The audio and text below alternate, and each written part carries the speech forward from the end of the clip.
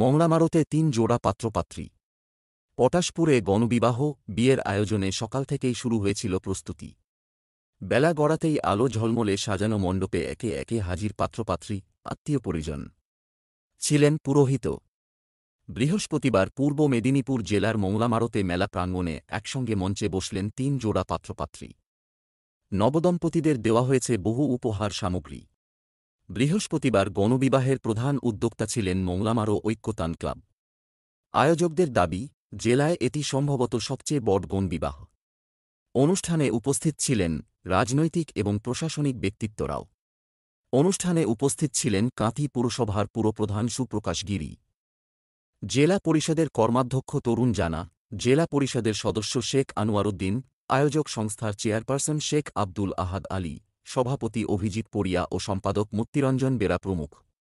গত ২৪ বছর ধরেই মংলামারোতে গণবিবাহের আয়োজন করছেন ঐক্যতান ক্লাব।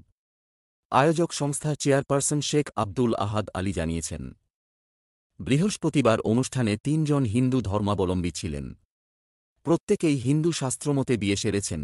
গণবিবাহ হলেও আয়োজকেরা জাঁকজমকে খামতি রাখেননি। বিয়ের খরচ বহন করা ছাড়াও দম্পতিদের দেওয়া হয় সোনার আংটি ও নাকছাবি, রঙিন টেলিভিশন সেট, বিছানা, সাইকেল, সেলাই মেশিনসহ দান সামগ্রী। সঙ্গে বিমার পলিসি, চালালু আটা থেকে ১ মাসের মতো রেশন। এছাড়াও পাত্রপাত্রী, দুপক্ষের ৫০ জন আত্মীয়ের এবং ৭০০ মানুষজনদের ভুরিভোজের ব্যবস্থাও করা হয়েছিল। আমরা মূল অনুষ্ঠান সব জিনিস নেই মংলামারো মেলার ঐতিহ্য, সেই গণবিবাহের আসর এখনই শুরু করতে। আপনারা দীর্ঘদিন ধরে এই অনুষ্ঠানটাকে আশীর্বাদ করে এসছেন এবং সহযোগিতা এই মেলা পরিচালনার ক্ষেত্রে।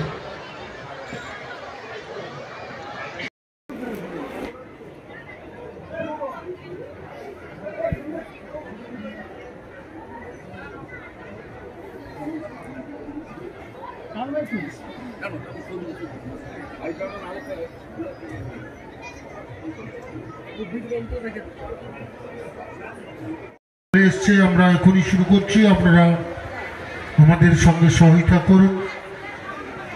আগামী দিনগুলিতে যেভাবে সহযোগিতা